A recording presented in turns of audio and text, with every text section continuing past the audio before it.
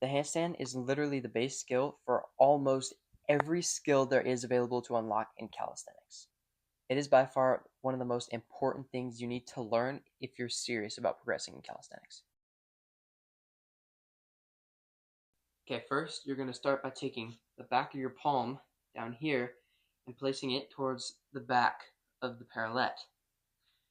From there, you're going to wrap your fingers around it one by one till the parallette handle comes up in between your thumb and your index finger. You want to think of it as a straight line going from the back of your palm through in between your thumb and your index finger. Just like that. Okay, you're going to start by turning your hands about 45 degrees to the outside. You're going to spread your fingers as far apart as you can. This will give you a larger surface to balance on. Then you're going to curve your fingers like you're Spider-Man. That gives you the ability to press into the ground with your fingers and shift around your weight while you're in the handstand. While you're in the handstand, don't look back, don't look forward, but look right in between your hands. If there's a straight line connecting both of your thumb tips, you want to look right in the center of that straight line.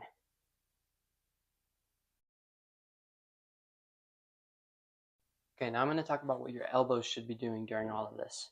Notice, when I place my hands firmly on the ground, I can rotate my elbows like this. You don't want to have them rotated outward or inward.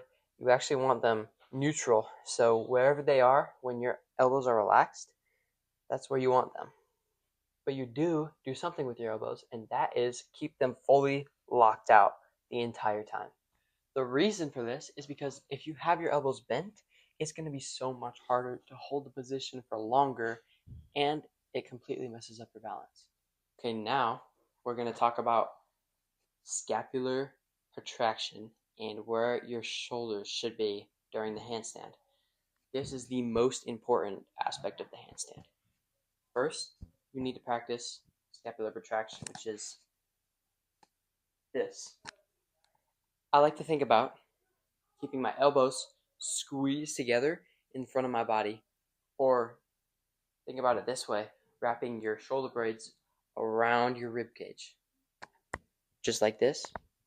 This is perfect scapular protraction. Here's an example of a handstand with poor scapular protraction.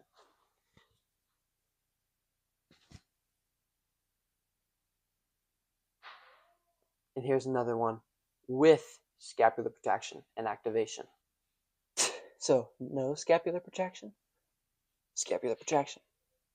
What you want to be doing to think about this and how you're activating it is pressing as hard as you can into the ground with all your upper body.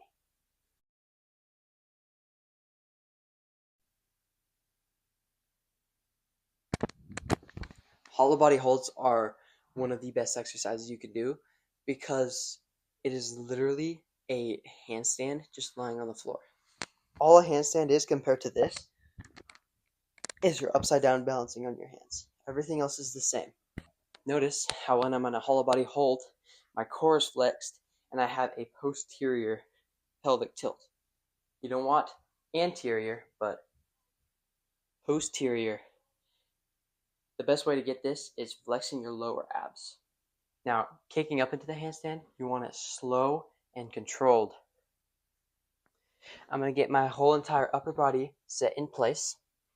So, hands tilted at 45 degrees, fingers curved, elbows relaxed and locked out, shoulders pressed down, scapular protracted, ears right next to my shoulders.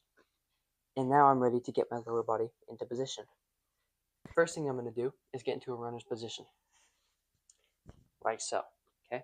It's like you're about to go run a track race. And then, with your front leg, you're going to be kicking off the ground, like this. Your back leg will stay straight the entire time. Kicking up slow and controlled.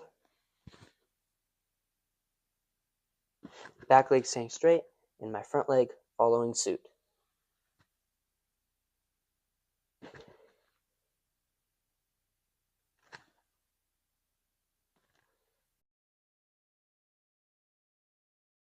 Okay, now I'm going to give you a few exercises to help with your handstand holds and overall shoulder strength. Okay, the first one, and definitely one of the most important one, is wall handstand drills. There's two different ways you could do these drills. First of which is back to the wall, going up into a handstand like this.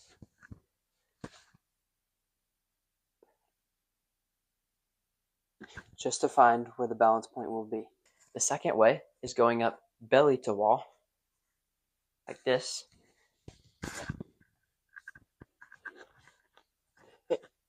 and kicking off the wall to find the balance point. Make sure you're pressing your fingers into the ground for this one.